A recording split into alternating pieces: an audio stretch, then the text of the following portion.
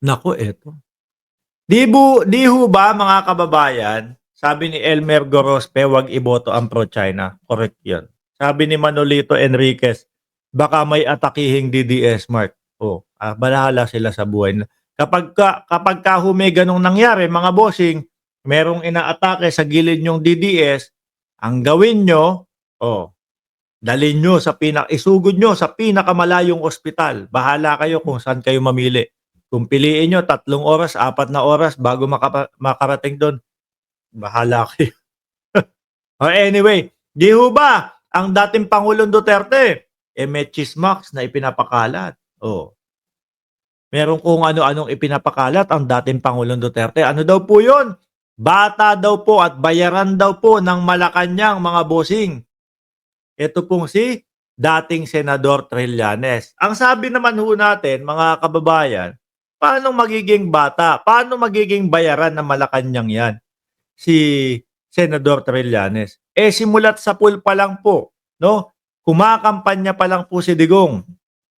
Eleksyon pa lang po nung panahon ni Digong, talagang bumabakbak na po itong si dating Senador Trillanes, mga kababayan.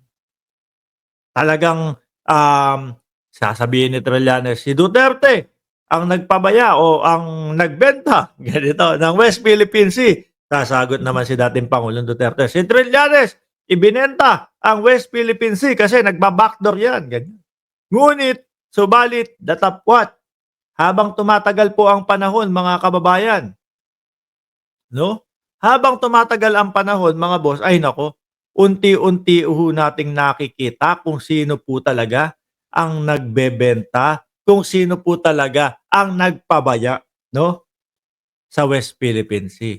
So sabi ko, naku, 8 years from now, kumbaga sinasabi natin si dating, Senador Trillanes, tuta ng China. Yung pala, totoo din yung sinabi ni Senador Trillanes, dating senador, mga kababayan, na ano po, hmm,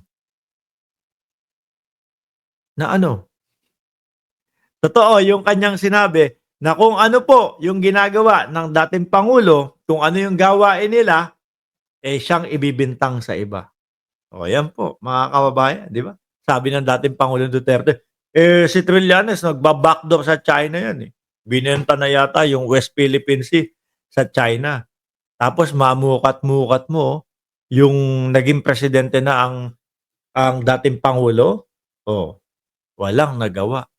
Naging naging, tawag dito, naging sunod-sunuran po sa China ang dating pangulo. So ngayon, ang sagot naman po ni Trillanes, mga bossing, do'n sa sinasabi at pinapakalat na tsismis ng dating pangulo na siya ay tuta o bayaran ng Malacanang, eto po, sabi niya dito, unang-una, I categorically, deny that, 'no? How I wish I am collaborating with Malacanang on this one para mas mapabilis na yung ICC. Oo nga naman. Hanggang ngayon ang pangulo ano sinasabi?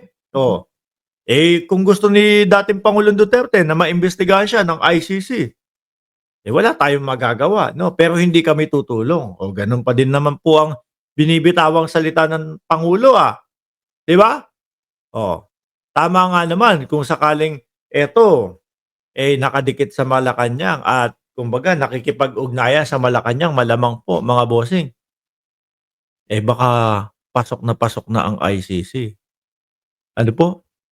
So, ulitin natin. Unang-una ay categorically deny that how I wish na I am collaborating with Malacanang on this one para mas mapabilis na yung ICC at lahat ng mga kailangan.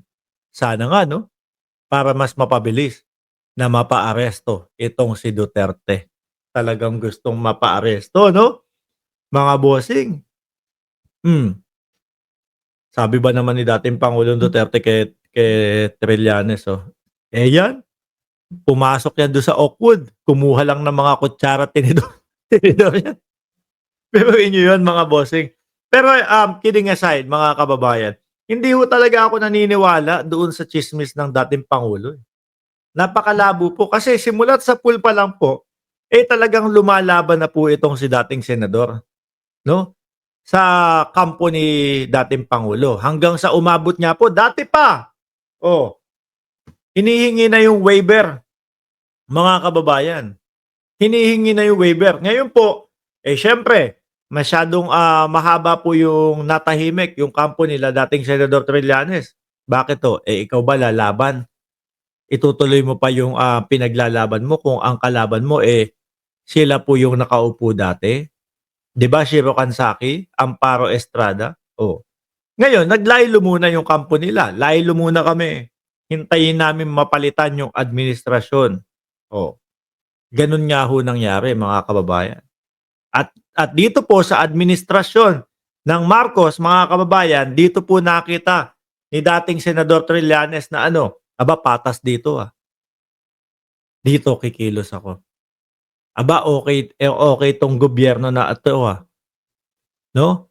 Patas sa lahat." Oh, si Kibuloy, kahit na napakaliit nung mga kalaban ni Kibuloy, oh, nandun pa din si Kibuloy, 'no? Nasa oblo para ano, para dinggin yung kanyang kaso.